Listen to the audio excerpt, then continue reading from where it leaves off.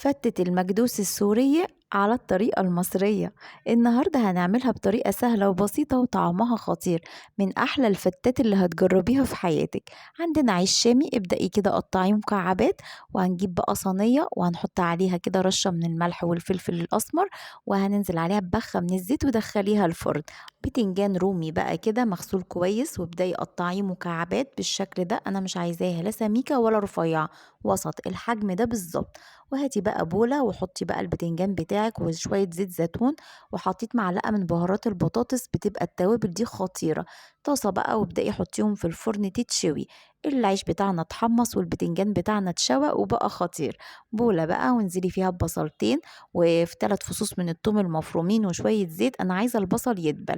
وننزل عليها بعصير من الطماطم، معلقة من الصلصة، ملح وفلفل أسمر، تاخد غلوتين كده، وانزل عليها بمعلقة من دبس الرمان، ويبقى كده صوص الصلصة بتاعنا جاهز. بولة بقى سخنة وشوية زيت، وانزل بقى باللحمة المفرومة بتاعتنا، ملح وفلفل أسمر وبهارات لحمة، وأول ما تغير لون انزل بالبصلاية المفرومة، وتبقى البصلة بتاعتنا تدبل كده، يبقى كده اللحمة بتاعتنا اتعصقت وبقت زي الفل. صوص اللبنة بتاعنا عبارة عن كوبايتين من الزبادي، معلقتين من الطحينة، ملح وفلفل أسمر، رشة من الثوم البودر، عصير بقى ليمون، وتبقى كده صوص اللبنة بتاعنا يبقى جاهز. بايركس بقى وحطي العيش والصوص بتاع الطماطم والبتنجان واللحمة المفرومة، وابدأي كده زيني بقى بالصوص اللبنة. وبعد كده حطيت بقى العيش كده جرنشيه بقى بشوية بقدونس.